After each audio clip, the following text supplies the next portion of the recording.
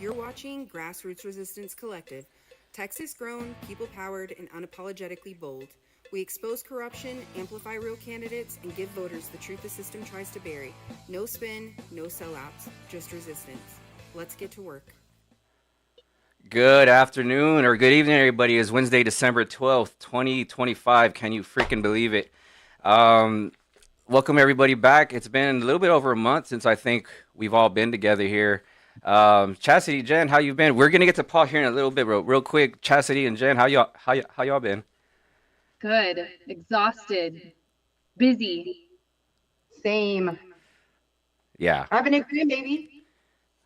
Oh, that's right. Congratulations on Saturday, huh? Grandbaby. Oh, yeah. That's so nice. Oh my gosh. Congratulations. I don't have any grandbabies yet, but Christmas present. Early Christmas present. Man, it's Aw, crazy that we're already the last freaking month of the year. yeah. That's wild. Weird. That's wild as I fuck. honestly thought, like, when the last election happened, I thought that this was going to be when time stopped and we were just going to be in the nightmare forever. This has gone so fast. Like, the fact that the midterms are like a cough away is insane to me. Yeah, it's Mm. crazy. It's Absolutely because insane. it's constant. It's Yeah. nonstop. Every day there's something. Every day, and it's like it's always a shock. Like it's always like it's always super like important or Mhm. super dramatic. Yeah. All right, let's Yeah. get to our guest. We are going to introduce somebody who's actually very special to me in my heart. Paul Via Franco. We've been friends for a really long time. I don't even over 20 years. Um, But tonight, we are joined by Paul Via Franco. He's a political theorist and researcher who has spent over 2 decades studying Texas politics, U.S. political systems, authoritarianism, and fascist movements. His work traces how misinformation, rhetoric, and power shape modern democratic breakdowns. Paul, welcome to the show. How you doing, man? Yeah, thank you so much for having me. It's wonderful to be here. I'm glad we finally got to do this, man. We've been talking about getting on a podcast together for a long ass time, man. I'm glad we're finally able to do it. Yeah, it's been I don't know, almost like probably 10 years. Yeah, that's wild. All right, well, let's get into it. Paul, you've studied this for most of your life. What was the moment that you made this stop being academic and have it more become part of your life? I guess fascism, right? So January 6th was a pretty pivotal moment in terms of seeing um what had been fears from hearing the rhetoric of current president coming down the escalator and then dehumanizing people that I identify with, using those words such as, rapists, dogs, and all kinds of dehumanizing language. And so I had a fear that that was going to come to fruition. It took a while. He did not seem very. He seems so narcissistic that he wasn't organized. Um, but then when January 6th occurred, and then it seemed that he could recognize what would happen if he wasn't in power and the things that he had done in an unlawful fashion, that he could face some real repercussions, then he understood that he needed to stay in power. And in that, you can see the odd coalition that was built around that point, including, 4chan, uh, Yeah. the Christian right, this incel movement that you saw at Charlottesville, white supremacism, obviously, um, jingoism and militarism. You could even see um, he had already drug mainstream conservatism into the fold. Obviously, being president, that had already occurred, and so you could see the coalition that have formed, and with those moments, with him uttering those words, and with people backing him, I saw like how rhetoric takes place and how it really has this formation in our real world, and so it became away from words, away from literature, away from like kind of abstract fear to um, people just getting beaten up and doors torn down, and it's just pouring out into your TV, and I'm like, wow, like what country are we in? Yeah, for This is sure. amazing. It's like not Yeah. even recognizable at this point. Yeah, and I can't imagine being an international community member and then Hmm. seeing that, seeing the United States White House. I believe that was like the first insurrection since like the British had done it, like in the 1800s, something like that. I believe 1700s probably. And so like seeing that, it was like, wow, I couldn't believe it. You were saying you've been politically aware from a really young age, and growing up in San Antonio, there is some things that other people in our peer group miss. What do you think that is, or what do you think that comes from? Yeah, I think what happened was I realized my own political capability, being like a political being. When I think about who wasn't doing that and why they weren't doing it, I mean, it could have been this kind of internalization of like apathy from Latino community. My parents never told me to vote. My parents never kind of like raised me to kind of like stand up or have this civic minded mind or civil rights. I didn't go in to spend the night at friends' houses. That wasn't uttered around me. I just feel like we weren't a very political community, um, going from the southeast side of San Antonio. Hmm.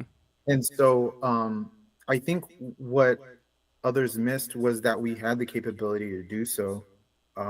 That that could come with mobilization and that can come with change.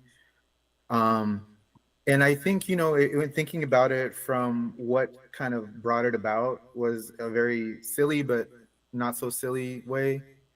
Um, music, pop culture. Interestingly enough, you grow up as a kid and you're having fun with your friends and partying and There's a lot of listening to Bob punk. Marley. There's a lot of punk when we Yeah, were kids. Punk and Bob Marley. Yeah, all that talking yeah, Bob about fighting Marley, for your punk. rights.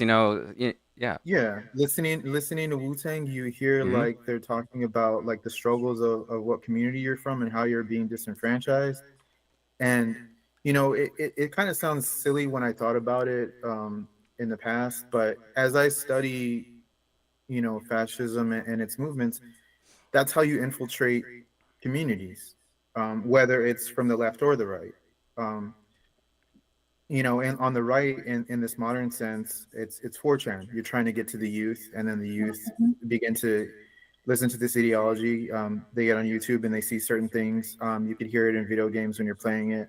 I've heard of like Steve Bannon getting on video games and talking to kids, which is weird. Yeah. So Yeah, Really? we're Holy talking about shit. putting turning point Oh chapters in yeah. every public high school in the state of Texas. yeah. Yeah, that's It's a crazy. very real, yeah, it's a very real thing. I definitely remember.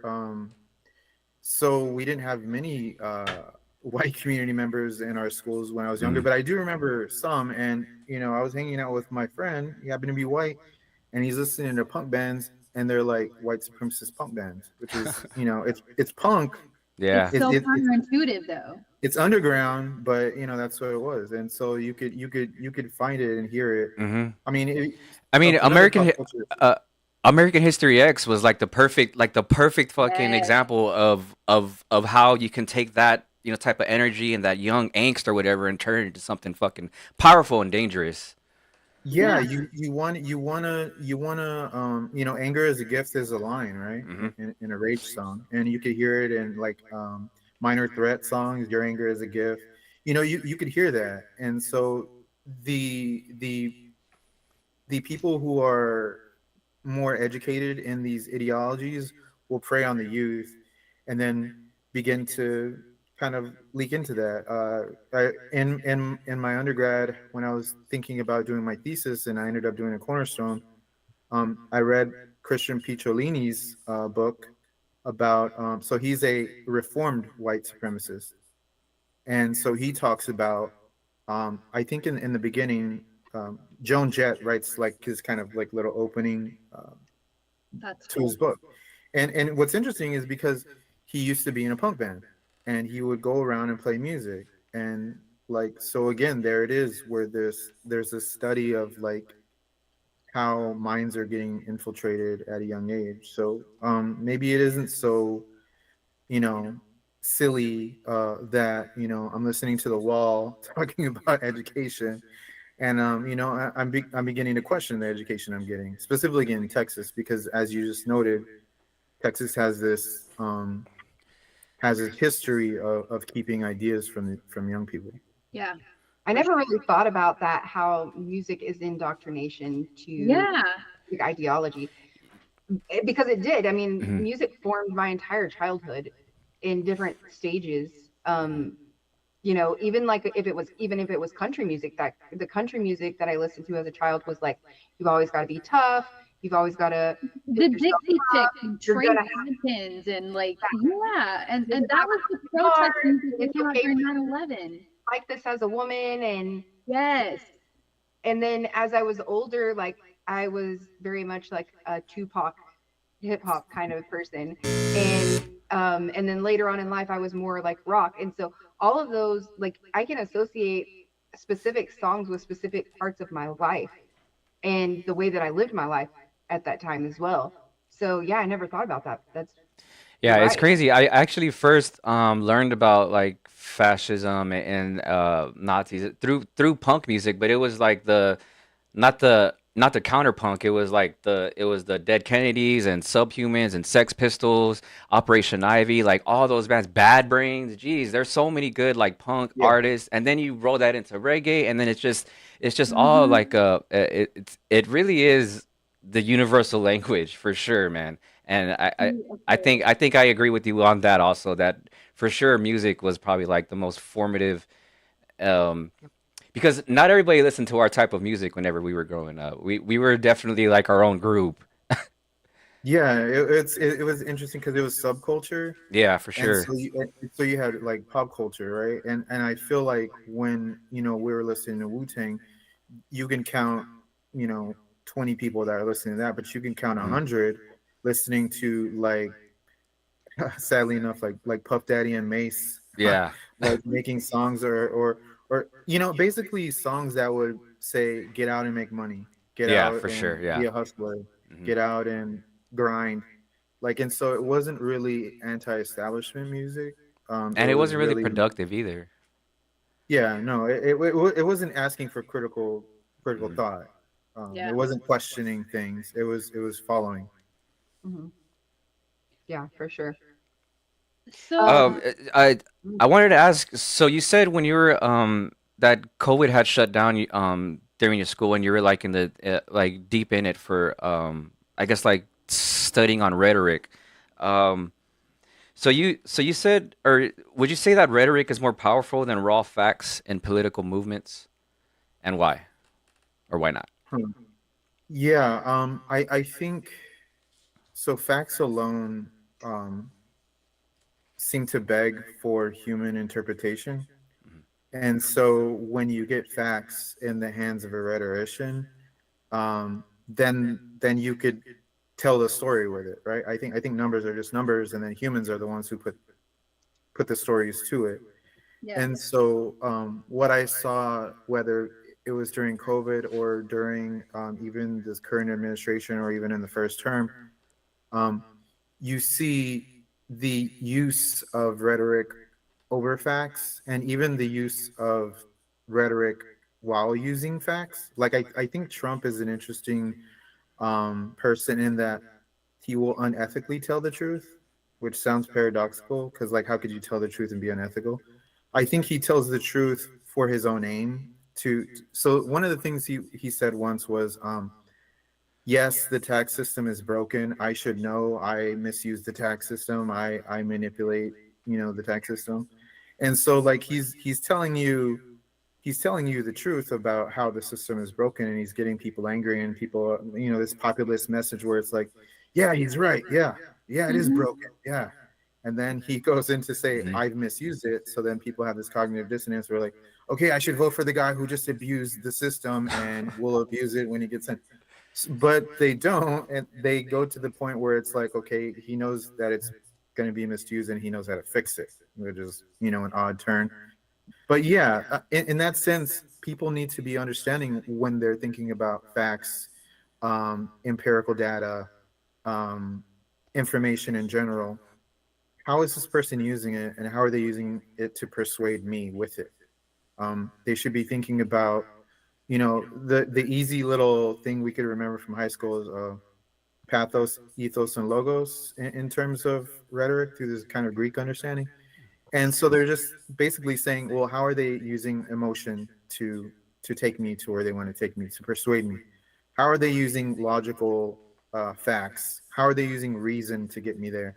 How are they using ethics to get me there in terms of, like, does my ethics align with them? Are they kind of saying this argument and where something is unethical to do so or not to do so? So it's really, I think rhetoric is important to understand because it lets you be meta about why someone is saying something and how they might be persuading you to get there.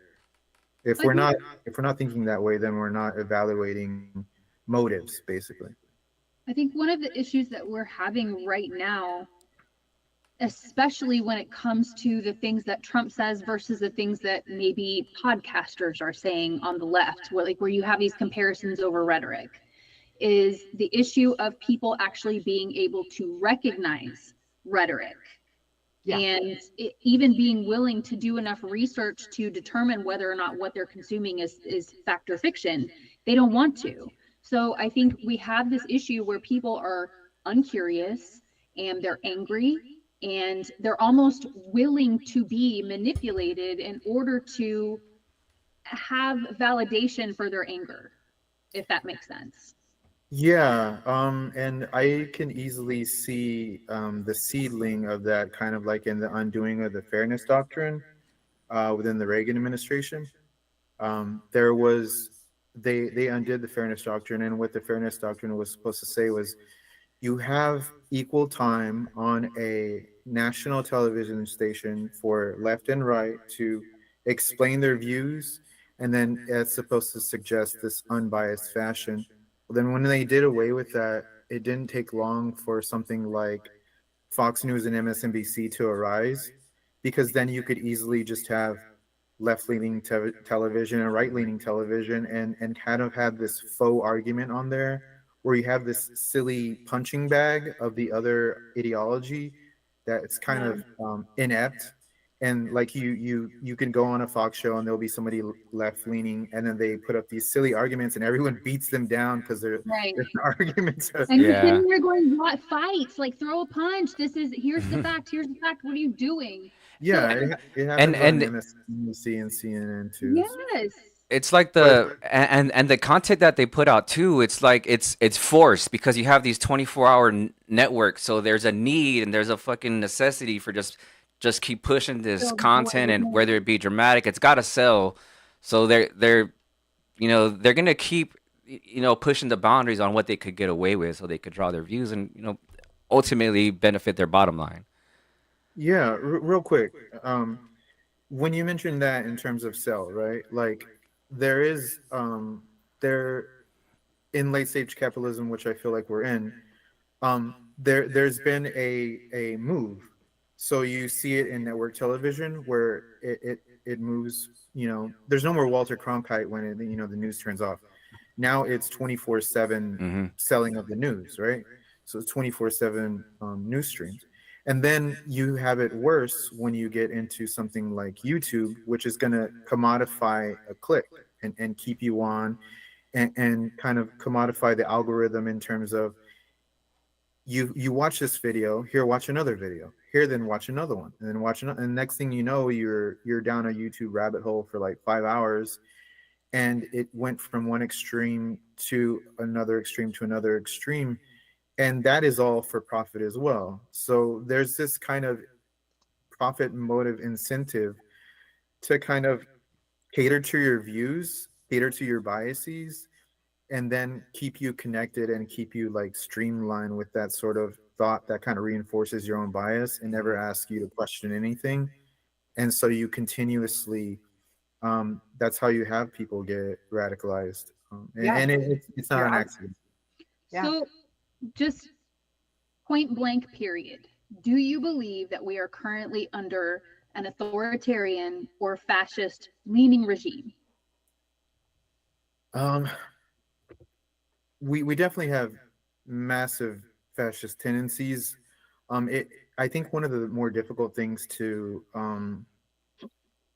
understand, whether it's in our current tense or in past tense or even in international spheres, is like, how do you say today's the day? Today's the day that we are. Today's the day we have an authoritarian. Today's the day we are fascist. Today, it's a slow crawl, Yeah. and that's it. That's on purpose. It's supposed to wear you down. It's supposed to normalize it. It's supposed to eke it out of you. Um, even even the most grotesque fascist entities kind of did it in a slow fashion, because if you do it too quickly, that's how you get the most pushback. Right. Whereas if you ease people in, then you kind of, it's a battle of attrition. I mean, truthfully, we are in December, as Nick noted. How normal is it to get on any social media app and, depending on your algorithm, see people getting kidnapped? Whereas a few months ago, say like in March or April, we're like getting a trickle of, oh, look, someone's getting kidnapped. Oh, here or there. Oh, look, here or there. But now it's on a such mass scale, it's disgustingly normal to see people get kidnapped. Mhm. Yeah. And you don't know where they're going. You hear people yelling, they're getting pushed into cars. There's stories of people impersonating ICE, Mhm. in the sense that now you can't tell who is legitimate. Yeah. Because they're all Um, masked and they don't wear their IDs. So yeah, and and so in that sense they're obstructing this kind of public accountability and legal accountability. There's definitely been a few decisions where they're saying, I believe, I'm trying to recall, is it, if it is California or Illinois that is making them have to identify themselves now. um, Oh I shit! think I it's don't know. Illinois. I was gonna say I think it's Yeah. California. I don't know. specific. It may be specifically Chicago, but I think it's Illinois.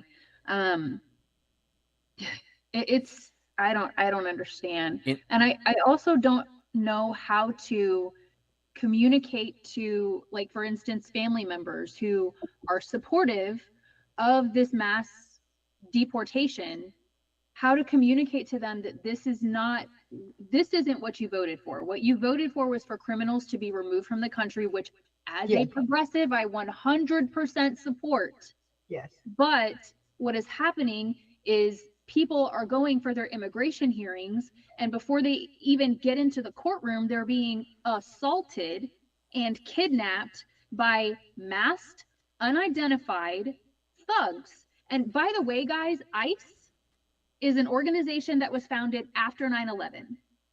We had immigration enforcement long before 9/11, did we not?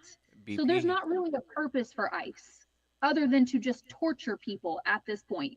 We have other organizations that could handle this part of immigration. There's no need for this.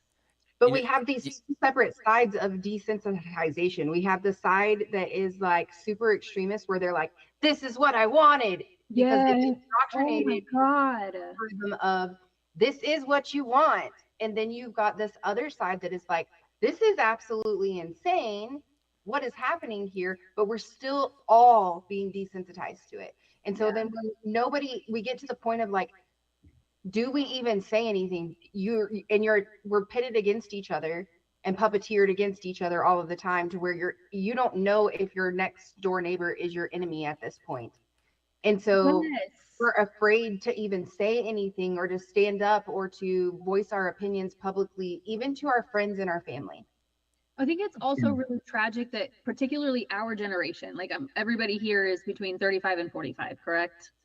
Yes. Like, we were raised on revolutionaries. Like, we were raised at the dawn of punk and the dawn of hip hop, and like the Land Before Time and Fern Gully and protecting the environment and Captain Planet and Earth Day. And like, I don't understand how our generation let this happen. I don't understand, when we were so prepared. The Goonies, for fuck's sake, The Diary of Anne Frank, like, 1984, Animal Farm. We have the roadmap to how this happened and how never to get here again.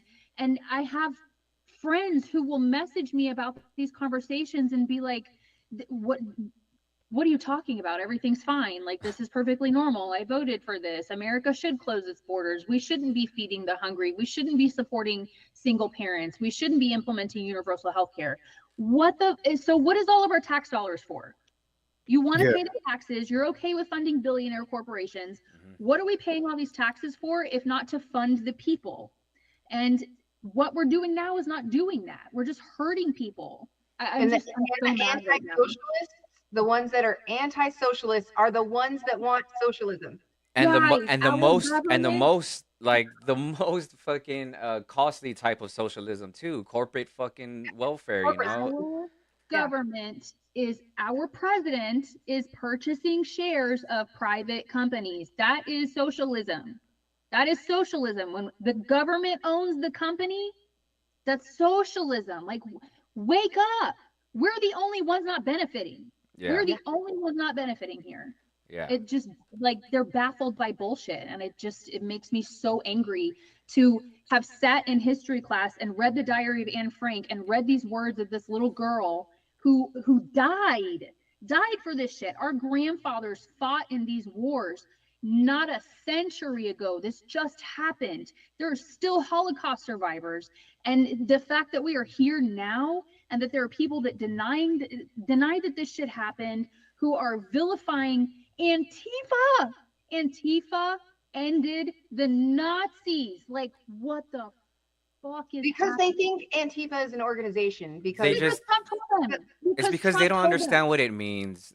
It's Right, because and they so- don't understand that. like people that are arguing with me like that, I'm like, so if because they'll be super mad at me for being Republican and saying that I would That- support anti-fascism, and I'm like, so are you pro-fascism?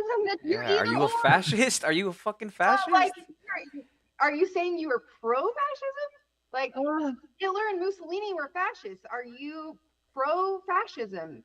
If you're not that, then you're anti-fascism, which is Antifa, and it's not an organization. It's not a club. You don't get a secret card to put in your wallet.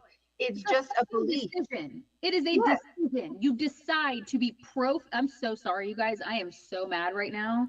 Like, Paul, I have been waiting for you to come on here since Tovar first told me that this was your like field of expertise, because my brother-in-law needs to hear you. And I don't know if he's watching right now or not. I love him. He probably is. I want him to hear you. So I'm going to shut up and stop yelling. Go ahead. To post any questions in the comments, I will read them off. Well, Oh, one interestingly thing. enough, One, but it's okay. So I can ask you a question that he sent me, but I don't think it has anything to do with this. It's kind of a rant. He says, why has there not been enough outcry of what happened to Charlie Kirk? As much as one might disagree with his message, doesn't give the impression that the left is the party that appears to be trying to censor the message. Doesn't the fact that a leftist radical assassinated him give the message of fascism as being a left-sided issue, especially when considering the overwhelming number of left-sided political crimes? Tell him we're not Candace Owens, and she has a show probably tonight that he could watch. We have a guest, and we're talking about this. I can't ask questions about conspiracy theories. You got to give me real questions about parallels in our government to fascism. That's what this one's about. I But mean, yeah. It, Oh, it seems to get I to get to something what we were talking about earlier in terms of verifiable data or verifiable information. I mean, I have not seen any information that the assassinator of Charlie Kirk was left leaning. I have not seen any information verifying that leftist groups are far more violent than right wing groups. I've You didn't see actually he was seen a the furry? opposite. Yeah, the FBI. He was a furry the and a FBI trans has- and all kinds of stuff. Oh yeah, he's this guy who went to a conservative college in Salt Lake City, Utah, or Orem, Super Utah. conservative family. Super second. Yeah, this. Yeah. Yeah, it's just not verified. I mean, you cannot get there to say that leftism are the terrorists, and the FBI, the military has information. So this is how you know Trump knows that it's the opposite. Is because once Trump got into office the second term, he specifically told the FBI to stop investigating right wing organizations for their domestic terrorism.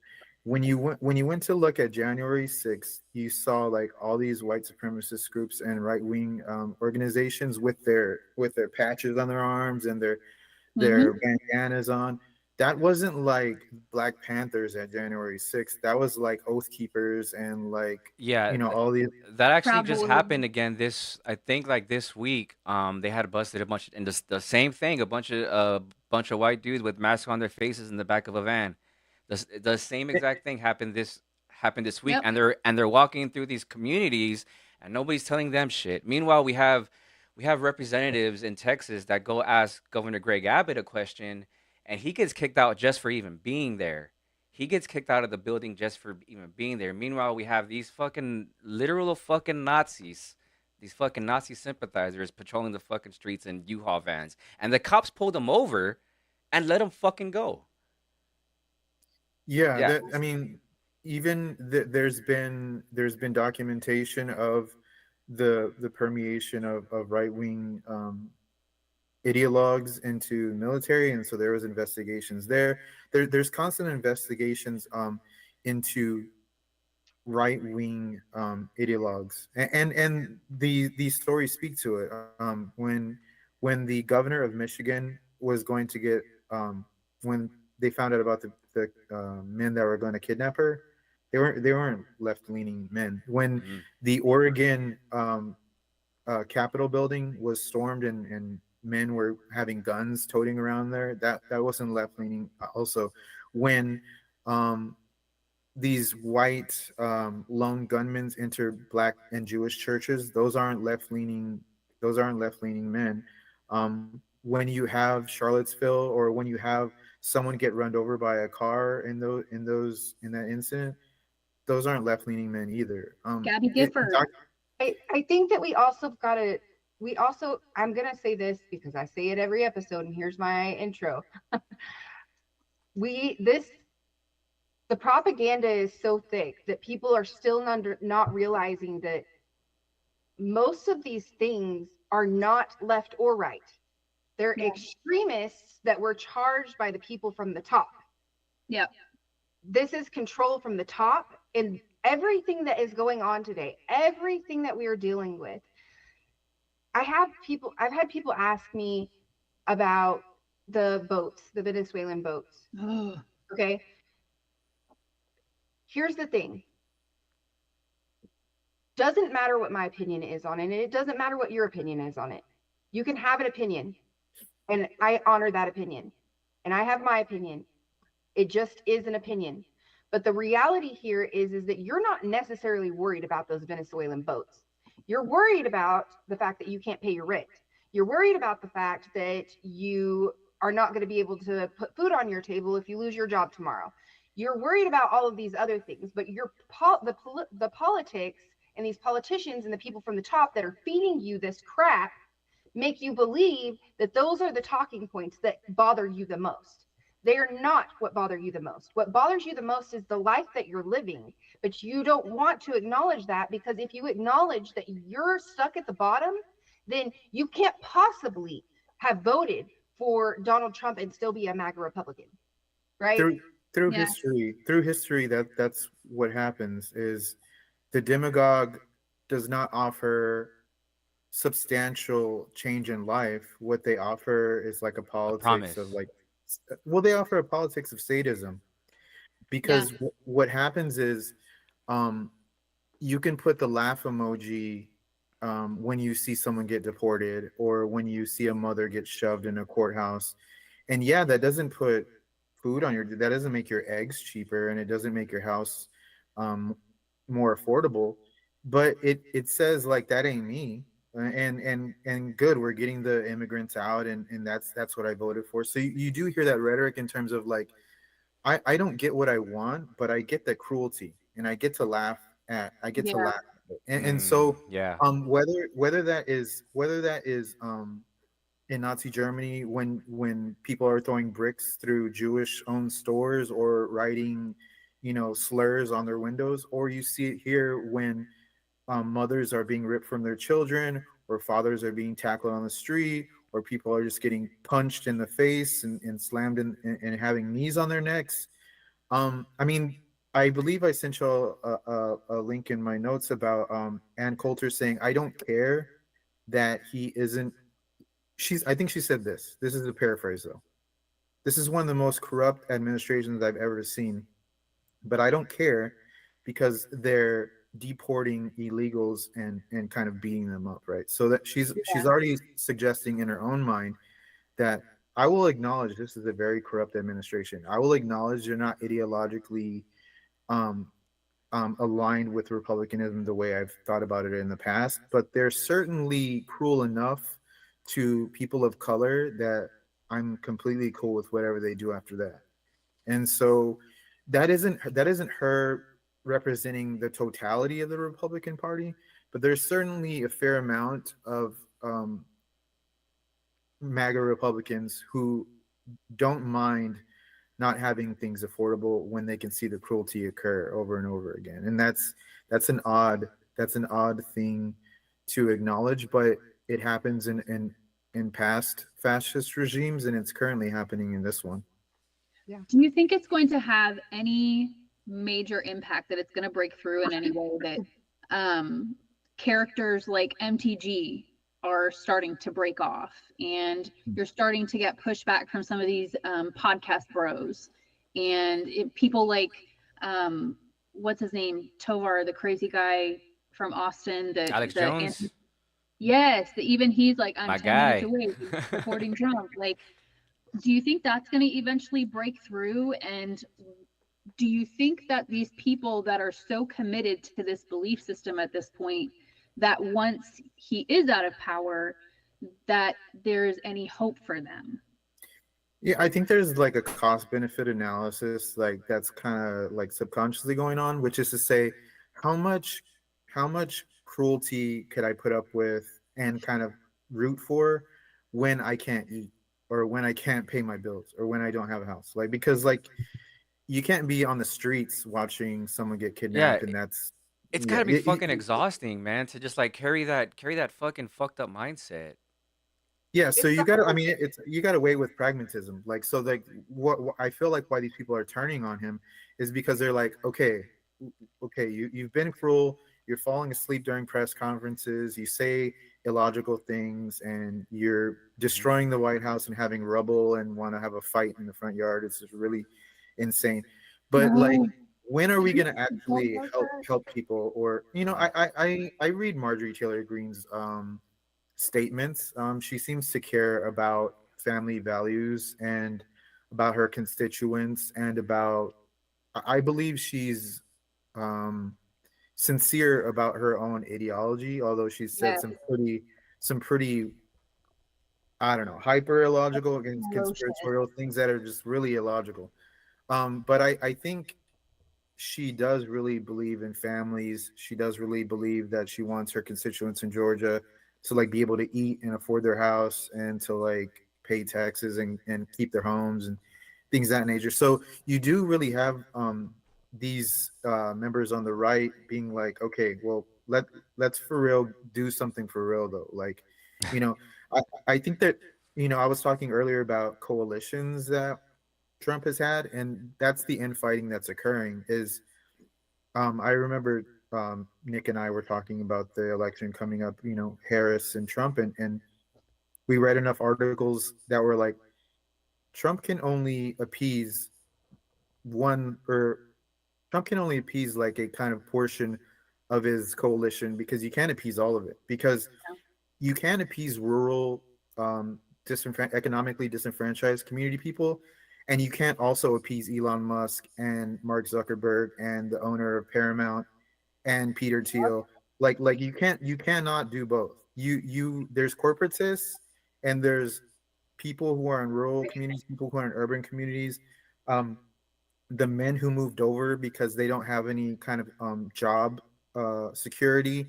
Those people who are economically disenfranchised, they they wanted something from Trump. They wanted that kind of drain the swamp rhetoric that a populist Yeah. will use, and he was using populist rhetoric there, and he wasn't genuine about it. And that's another reason why you should be able to kind of discern what's rhetoric from not, is because you can see he's disingenuous. He's not a populist. He uses populist rhetoric. Yeah. He's a Yeah, exactly. corporatist. He's fond of oligarchs. He's fond of autocracy, which is just he gets to say what happens. And so like you can see he couldn't appease both, and I already knew that Yeah, of course. he wasn't going to appease the mass voters who are economically disenfranchised. He wasn't going to appease the people who said I voted my wallet when they left the exit polls. He was not going to appease those people. He's going to appease the, you saw it on his inauguration. Yeah, who was there? Okay, so here's my issue with that though, is I have presented those arguments to people who voted with their wallet, and he is so good at propagandizing and manipulating these individuals that they're convinced that it was okay that he took a $40 million jet from Qatar, and that he sent $40 billion to Argentina, and that we're having to bail out farmers again, and that we needed this ballroom. Like, he has convinced them that all of this money that he's making on crypto and the violations of the emoluments clause that he's doing every day, these people are convinced that this is in their best interest. And I'm just like, I'm Google so, it. I'm so, I think that those people are just so embarrassed of being indoctrinated for so long that they are just still going along with it, because you can't possibly, like, at this point you're just dumb, right? Or and you're not going to call me dumb. so I These sus I people speak out loud. subscribe to I subscribe to Trump's newsletters, and I get text messages like weekly. He's still asking for fucking money. Fundraising money. He's still asking for money. I don't. Openly. That's crazy. And like these are going to his followers. They're seeing him ask for money. Because his followers, that 27% that is not going anywhere, Yeah. fully believe that Steve Bannon is going to find a way to get this idiot on the ballot again. They believe that. So they're willing to send them all of their Social Security money, all of their food stamp money, all of their child support. Like, they're everything that they make, they're willing to send it to Donald Trump and his multi-billionaire family, so that they can keep their savior in office. Like, it just, the Venezuelan boats, like this thing, those boats are, he says that he's doing it to protect us from fentanyl. The DEA says that there is less than 0.1% of the fentanyl that gets into the United States comes from Venezuela. It's not coming from there. He posted on Truth Social that if Maduro steps down, then he'll stop bombing the boats. He's telling you in his own words. It's Iraq all over again. The same thing with Henry Cuellar. Posted on True Social that Henry Cuellar was disloyal because he went to go run in his district as a Democrat, which he already was a fucking Democrat. He's posting quid pro quo. He's telling you. Yeah, that's definitely autocratic language and authoritarian kind of dictatorish language. And one thing I will say to say, like, how can we verify or how can we suggest that this is a fascist kind of authoritative movement, is that cult of personalities always exist in fascist and authoritarian movements. Recently, I heard an article about how close Trump was to Stalin in terms of squelching dissent. You get that kind of like the legality and the kind of criminalization of language and organizations from MSPM-7, where he's talking about countering domestic terrorism and organized political violence, right? And that's where he's kind of beginning to state in a presidential memoranda that this kind of stuff is illegal. Like being anti-fascist, that's criminal. Being a terrorist organization. Yeah, you're a terrorist organization. That's criminal, right? So like, I can understand how community members from his base will never go against what he says, but that kind of verifies how fascism works in the past, because that cult of personality will never deviate. I mean, those people that believe in like basically he's like the next coming will never deviate, despite how many facts you contend them with. And I will also say that this kind of gets back to something we were talking about earlier in terms of the like the commodification of information and the kind of the disbanding of the fairness doctrine. Because what this will do is like I ask you and I defy you to ask these people who are basically how do you say dogmatic about their belief in him, like ask them where their sources are from, and do they have like 17 like different kind of ideological sources, or is it like kind of like five and they're all right wing? Because if it's the latter, then you are only hearing a siloed version of reality, and there is no fairness in that. You are indoctrinating yourself. The media you consume is going to become who you are. You're in these echo chambers where how is anybody going to question your thoughts, and all they're going to do is feed what you believe already? And so like you have this kind of comfort zone that you're unwilling to listen to, right? Like I'm no one would ever consider me right wing, but I have watched Newsmax a fair amount of times. I watch Fox News. I will watch a video with Steve Bannon on it. I watch all kinds of I've read fascist literature and philosophy. Like you can't study fascist literature. I mean, you can't study fascism without reading fascist ideology and fascist Yeah. philosophers. So you have to know what they're talking about and how they're persuading people. So I'm going to ask those people, would they ever consider reading something left leaning? Would they ever consider reading something that is from a perspective that's completely alien to them, and almost the opposite, right? And actually the opposite, because what good does it do us to kind of stay in these silos and to kind of reinforce our thoughts? It creates something that isn't reality. And I think it does. We see the effects. Our country is rotting from the inside. Our state in the world is rotting. Our structures, our infrastructure, people are going homeless at higher rates. People are going hungry at high rates. um, Infantile mortality is not small in this country, sadly, even though we're like the richest country that exists. Mm-hmm. um, it Yeah, I mean, you can see it everywhere. And so I would just ask that they kind of broaden their resources. Otherwise, you're no it's like no duh, you're going to believe what you believe, because you're just reinforcing your ideology all day every day. Well, what confuses me is like every movie that we've ever seen, every movie we've ever seen, you're always cheering for the resistance, right? And I'm not meaning like let's start a riot kind of resistance. I'm meaning that it always Down with starts the with people, down with the patriarchy. it always starts with this: something happens in front of you and you decide in that moment that you will not stand for it, and then you're cheering these people on. And this has happened my entire life. Every movie has a hero, right? And the hero is almost always taking down something that is attacking the people. At what point do we not understand, whether you're what no matter what side that you're on, that this isn't leftist, and it's not right? The who we have What we have today in power, in MAGA is its own party. Say It's it. not. They're not It's a cult. Republicans. You just say it's a Yeah. cult. They're their own It's party. a cult. It is a It's Yeah, political cult. and Yeah. the they will jump majority of off a people that are bridge. in that are people that don't live normal lives. They Yeah. live disassociated lives from the regular person. If we were to actually look at this, there were okay. Let's talk about like um Latinos for Trump, right? I don't care who you are, unless you have millions and millions and millions of dollars. If I put Donald Trump and you in a room with another white person, he is going to pick the white person, right?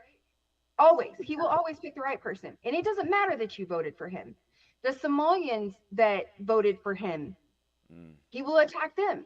Anybody that was LGBTQ that voted for him, he has attacked them. Anybody that's from any People. minority that has voted for him, he will attack. The only people he will not attack is his billionaire donor friends. And that's it. So why do we still believe that we will not be, that we are going to be saved by him? Who believes that still? Why are we still believing this? Why are we not understanding that they are the You will ones? eventually fall out of favor with the king too. Yes. I will say that also in fascist regimes, there is a battle, and so we can see information or evidence of this in his current administration with what happened with Doge. So they called Doge an initiative about efficiency. So they were cutting the government fat that everybody believes exists, which there certainly is definitely government fat. I think both sides of this political spectrum believe that. But what it seems more about was disbanding governmental accountability so that we have less numbers now, and that Less so numbers, less you can't. oversight. Yeah, you just Yeah, cook, you you have just less burn the oversight, so books. that Yeah. you cannot ask a question and you cannot get an answer and you cannot get statistics. And so in this sense, what that really is a battle of is over truth. And so dictators constantly want to dictate what truth is. So truth isn't what you see with your eyes. Truth isn't what you get from verifiable data. Truth isn't when people are fact checking. Truth is what I say. Truth is what comes out of my mouth. Nothing else is truth besides what I say. I'm the dictator. I say what's true. I'm on True Social. My my social media is called Truth. So obviously I'm telling the truth. And This so is like the most transparent administration in American history. yeah, so I mean Release the you can see evidence. files. Yes, you can see that it's a very, I mean, his first term, people were all over. He just doesn't tell the truth, and by this point, we've been deluged with so much like corruption and thing day after day that people almost forget that he's a very untruthful person, Yeah. and um and the way Doge made their presence known was by firing and disbanding all those departments so that we don't really have that much truth to go off of anymore. And I think I So, read today that Elon Musk actually said that Doge was a failure. yes, he did. You said it was a what? A Like failure. yeah, it wasn't Oh, successful or something like that. Yeah. They didn't cut money. It was never about efficiency. I mean, that's how No. Yeah. rhetoric works, right? Rhetoric Yep. works where it's like we're about efficiency. Okay, well, what was the end result? You spent a lot of money and you didn't Mhm. cut much money. What did you cut? Oh, we cut a whole bunch of departments that tell the truth. Yep. Okay, well then it wasn't And about regulations for their Yeah. companies. That's yeah, it all was they did. deregulation for sure. They So yeah, eliminated the Consumer Protection Bureau, or CP, is it Consumer Protection Financial Bureau? It's the one that was created after the 2008 real estate and financial crash. The only purpose of this entire entity was to protect consumers from excessive bank fees. That's their only job, was to protect consumers from excessive banking fees. And that was one of the first things that Trump did away with. Why? yeah. I'm never. No one could ever accuse me of being a Biden fan, but interestingly enough, when he put in the, I don't know, it was executive order or kind of try to press legislation for something as simple as a cancel button, people were like, "That's silly. Why does that matter?" But like a funny thing is like Trump kind of got rid of cancel buttons and made it harder to cancel. And Mhm. there's also, with this, when you're talking about the Protection Bureau, um, airplane, how do you say, flights can now be kind of canceled on their end without reimbursing you, and that's against the consumer, right? And so you can see who is donating to Trump. If Amazon is a big donor to Trump and you can't cancel very easily, well there you go. If the airlines like Delta and American are kind of big funders of this campaign, and then you can't you get your flight canceled and then you don't get any money back. Well, there you go, right? There's like this quid pro quo constantly happening. Even in terms of Paramount wanting to buy Warner Brothers outside of Netflix, right? And then you're going to have this monopolization of information there. And what's the quid quid pro quo in that exchange. Well, Paramount owns CNN, and they can make CNN far more right leaning, and there you go. You're manipulating the truth again. So you have all this consolidation of information. You have certain amounts of people buying up what people can think and hear and listen to, and that's a far marker. I mean, Putin does that as well. I mean, you can see that with any autocrat across the globe. That I know one of our things we were thinking about talking about was the flexibility and the rigidity of fascism, and that's one of them. Is that you can see these things happening across other countries, and yet America will do it its own way, and we will think about like engaging in massive amounts of like technology and corporatism that we're doing in 2025 that obviously Mussolini didn't have, or Franco didn't have in Spain, things of that nature. Real quick, are y'all good on time to stay on for a little Yeah, longer? Because we're at 55 minutes right now. We could, if y'all are cool to stay on, I'm because I good. wanted I to. actually just got inundated with a bunch of questions. So whenever you're done, I'm going to ask these questions from my brother-in-law so that you can answer him because apparently my answers are not sufficient. Go One ahead, thing, Tovar. one thing I wanted to get into is as far as this type of like fascism that we're I guess experiencing today is the American Christian nationalist movement, and that's really huge right now, and it's like you almost can't separate Christianity from MAGA, like at all. Christianity, Christian nationalism from MAGA. Um, I guess like in your studies, like what have you shown or what have you observed as far as like any kind of like religious or secular or atheist type of beliefs that roll into fascism? I mean, Christopher Christopher Hitchens, I believe, he wrote a book about fascism and religiosity, specifically the Christian right, and he's talking about how it's rolling up patriotism with this kind of religiosity. Let me see if I could Is that the read a British little. guy? I'm trying to remember. No, his name is no, but that yeah, they do have similar names.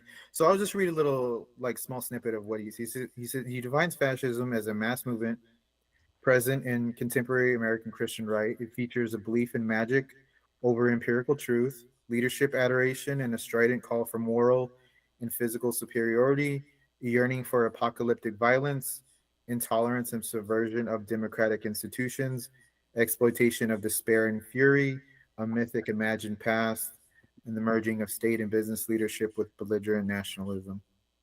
So, like, it is this interesting sense, like it kind of goes back to what we were talking about earlier in terms of where people get their information and where they get their facts from. Um, in this community, I just recently heard it. This person was telling me that data is the least important thing that could ever happen because she has faith. Mm, Faith is what matters. Faith in truth and faith in her God and her religion, and that data and facts are kind of unimportant. There's also, you can see, I believe you and I talked about it before, Nick, in terms of someone like Peter Thiel who leans into Christianity and kind of wants apocalyptic things to Yeah, occur. he's weird. He's like an orator now almost on shit like that, on like Antichrist and apocalyptic type shit. Yeah, it's strange. Yeah, there's this accelerationist thing, For and sure. what it seems to be about is the prophecy of God coming back and God taking over the earth, and the quicker you ruin the earth and bring us to that space, the quicker God is here. And in that, they're trying to materialize what their scriptures tell them, or at least those versions of their scripture. And so that's an entity there. That moral superiority is Hmm. something, um, where it says, you could see it in anti-LGBTQ uh, um, policy, Hmm. also in abortion policy. Um, that we constantly are talking about modern fascism and in this current iteration of fascism, but you could see the seeds coming from various administrations. And in this sense, you could see the seed of Christian nationalism becoming a thing during Reagan, because before Reagan, religious groups weren't, they were above the earth. The earth is a dirty thing that, that's for humans, and it's not for God. Well, once they started losing elections, and Nixon didn't accomplish certain things, they were able to form a coalition with Reagan, and you have those televangelists at that point. And there's this kind of merger of capitalism, televangelism, Christianity, and nationalism that are all kind of combining there. And you can see, I don't know how many memes and pictures you've seen, but there's all these Trump kneeling down and halos Oh my around him, God. and Bibles, and him getting shot in the ear and surviving. And so there's this kind of messianic kind of thing that Super begins to weird. Yeah, for around him. sure. And so all of that is happening all at once, and that's the kind of coalitions on the right that I was talking about earlier, whether you have incel communities from 4chan, and you have Christian nationalists, and you have technocrats and kind of Silicon Valley oligarchs, and you have all these people just come together, and then they form Voltron, and they make the monster that is currently happening right now. And those seeds have existed for a very long time. I would even say someone like Obama contributed to it too, when he kind of during 2008, and he was bailing out financial organizations Oh my rather than God. people. Yes. Yeah. Yes. He was also engaged in kind of unconstitutional bombings of American citizens overseas. And then Bush and Obama were willing to be almost unconstitutional in the ways that they were bending the laws and kind of letting the Mhm. surveillance state get more and more stronger in the infrastructure for surveillance, to where now we have better technology, and we're going to have worse surveillance state because of that. And they're gonna Because update the National Defense Act. yeah, so yeah, we've I mean, you can go back to McCarthyism in the 50s with silencing people and their language. You can go back to Lindbergh when he was running against FDR and his Nazi sympathizing, and his unwillingness to want to go to fight in Europe. At that point, it was called like isolationism, where we don't do war, and we don't Yeah. need to go to war. And That's kind of how I feel this America First movement is more an isolationist movement than anything else. yeah, and I believe Lindbergh had a similar slogan. I think it was like America First. I think it was the And exact same thing. Yeah, I think it was the exact yeah, same like thing. America First. Lindbergh has these things. Trump has his favorite presidents, like Andrew Jackson is a very inhumane person in The terms of rapiest president. Trail of Tears, and he's like really loving that kind of thing. So I don't know, it's this weird sadism that goes along with it too. So we definitely have strains. You could hear xenophobia and Chinese Exclusion Act, and that was the first time that they had kept out a particular race and ethnicity, like explicitly in name. You could also see FDR's Japanese internment, where you're taking American citizens born in this land and in this country, picking them up, putting them in a concentration camp, and treating them inhumanely. And that's all from an executive order. That was one of my studies in my grad school. So we definitely have strains of fascism throughout, and it almost does a disservice to say that this is kind of emerging out of nowhere, and it's kind of like, who could have saw it coming, and this is bewildering, and this isn't America. We've had different iterations of it. It just hasn't all come together as strong as it has currently. So what pieces of legislation or policies or executive orders could you name specifically that you would consider fascist or authoritarian? The one I just named, FDR's willingness to. I'm under Trump, things that Oh, this administration has passed.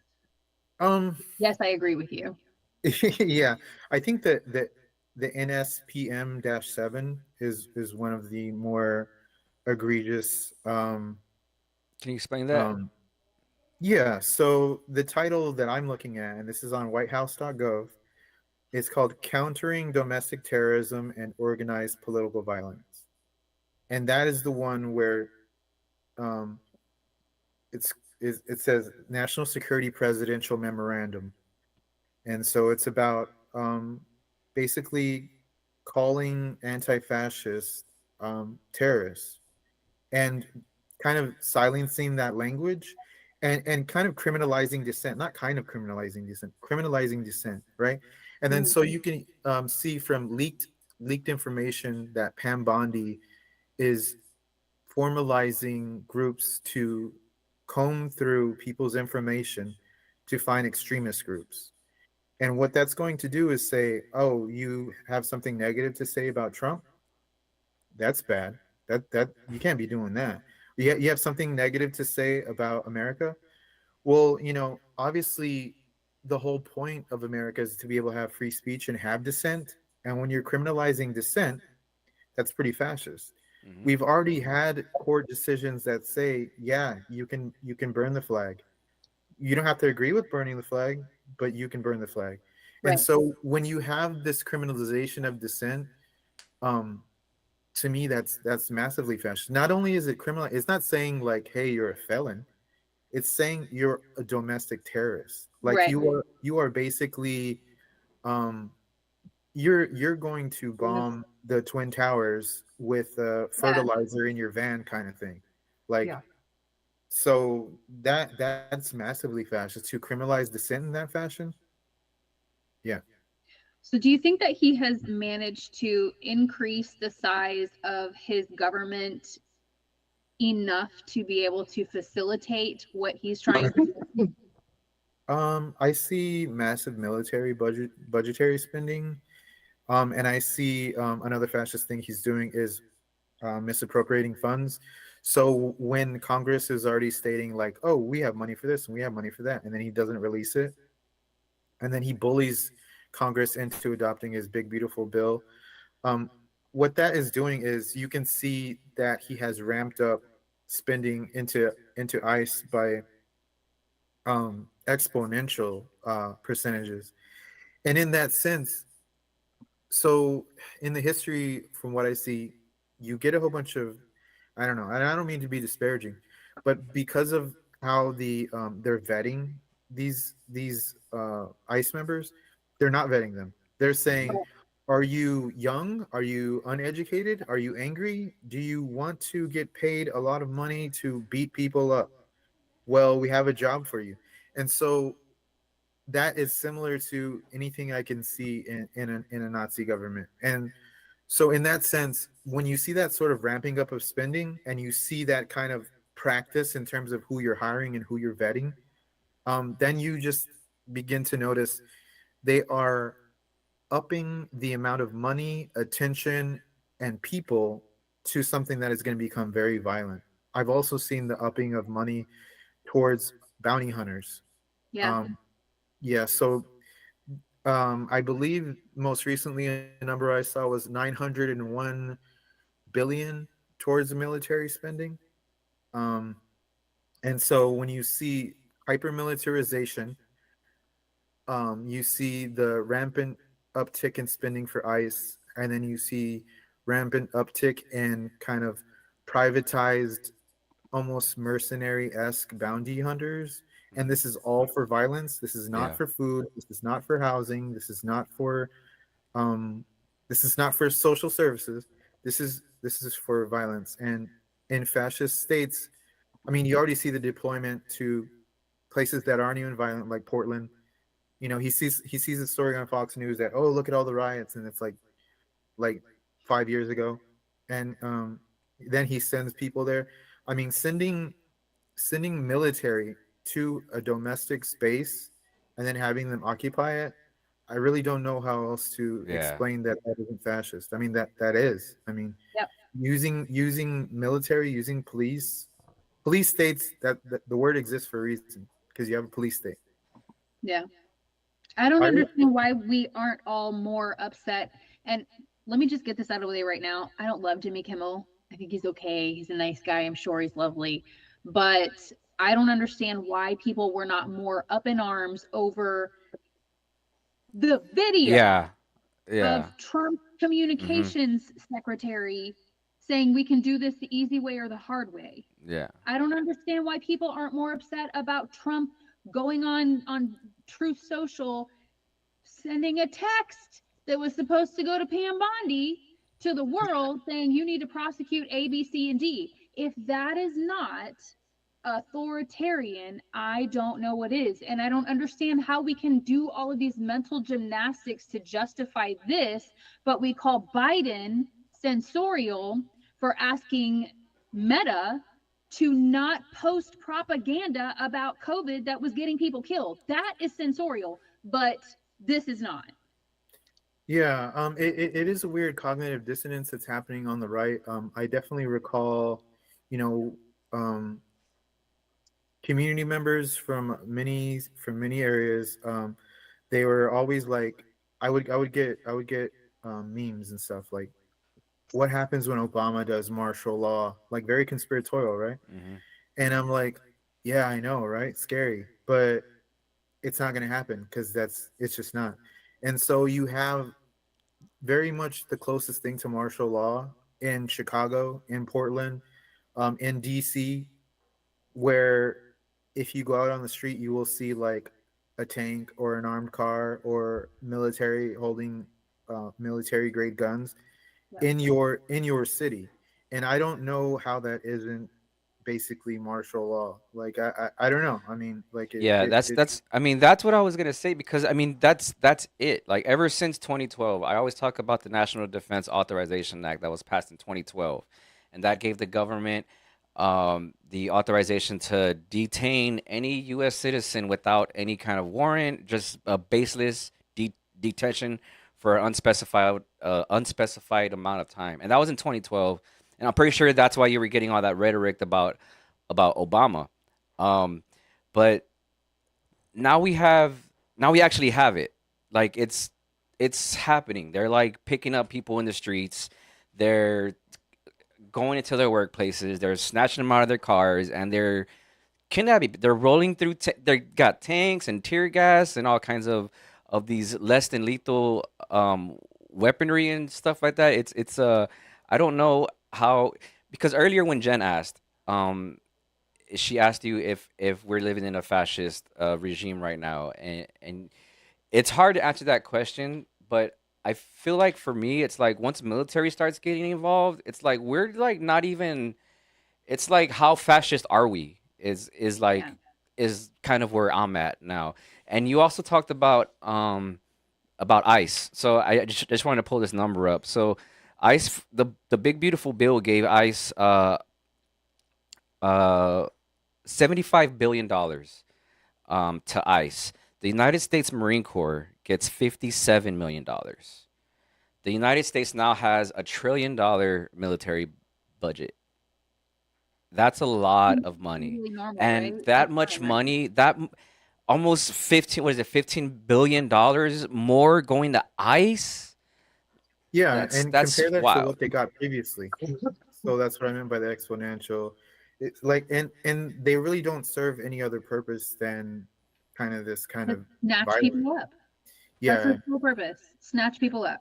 and I've definitely heard inside stories about their mental health and these quotas and how they're unrealistic. And I'm not gonna woe is me for an ICE person, but I will state that like that's why the funding is getting raised in this way, and that's what kind of makes me lean back towards this this kind of politics of sadism, because if you're not going to think about what $1 trillion could do for housing, for education, for food, for a bevy of social programs, and we're not doing that. What we're doing is we're going to beat people up and snatch them up and deport them to countries that they don't belong to, and that's Yeah. what you're supposed to live off of. You're supposed to have some sustenance off of somebody else being treated cruelly, not not have lunches in your schools.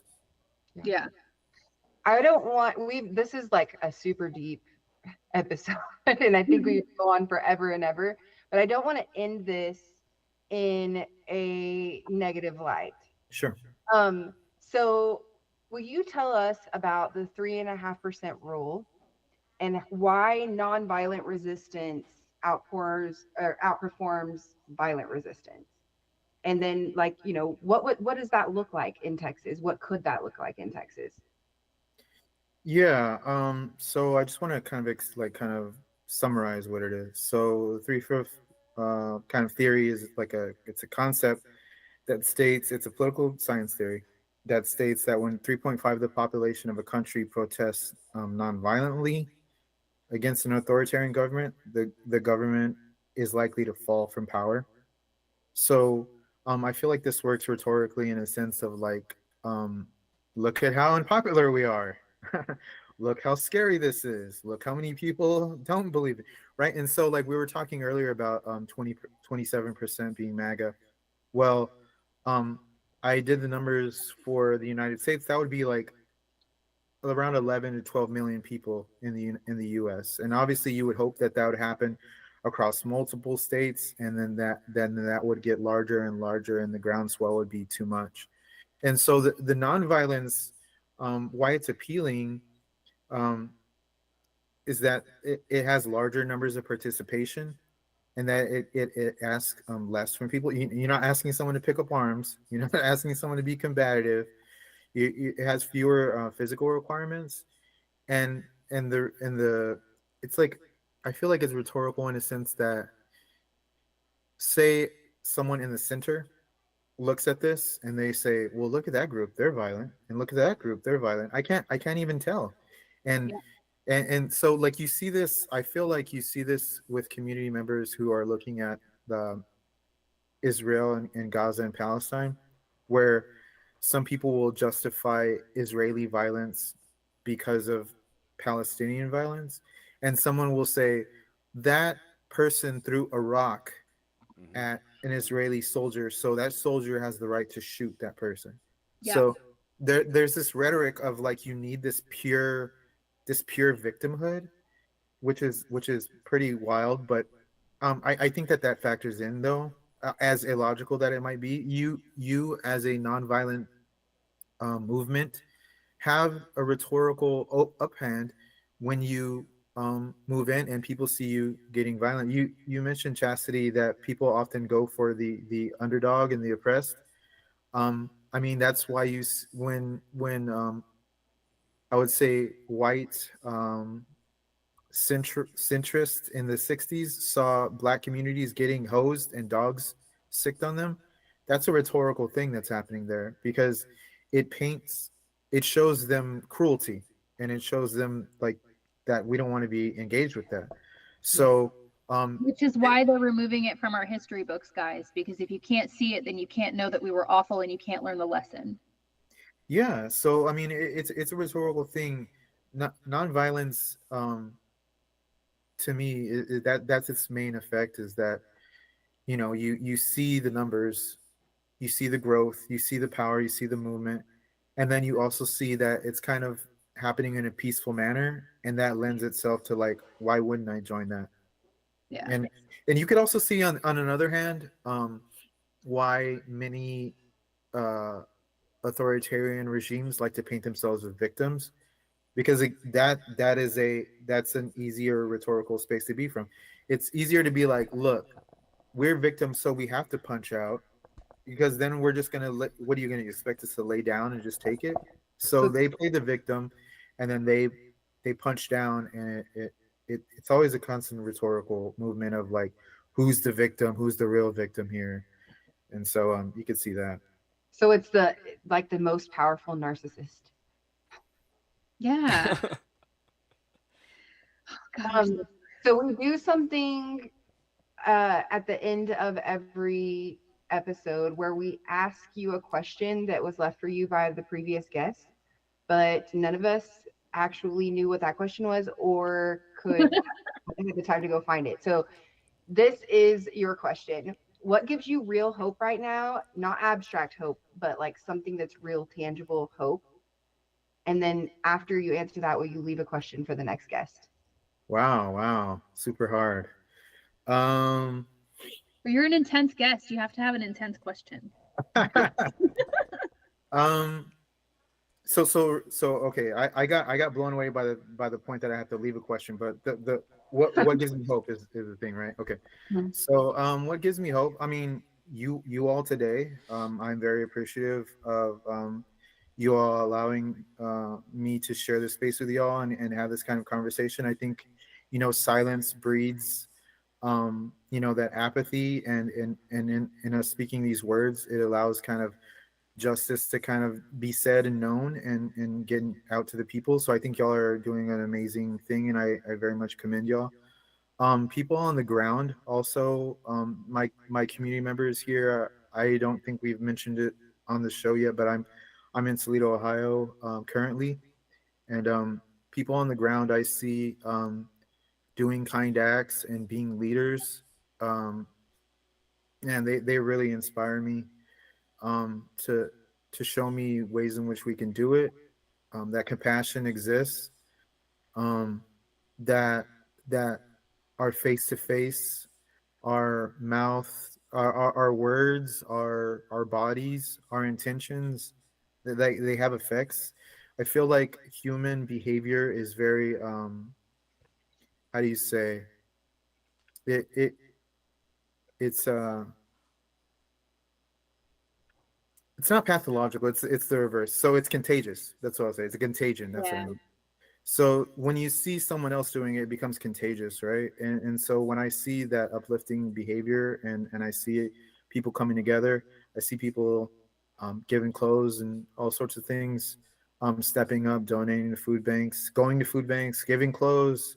I've been a part of turkey giveaways during Thanksgiving. When you see those people, that brings hope.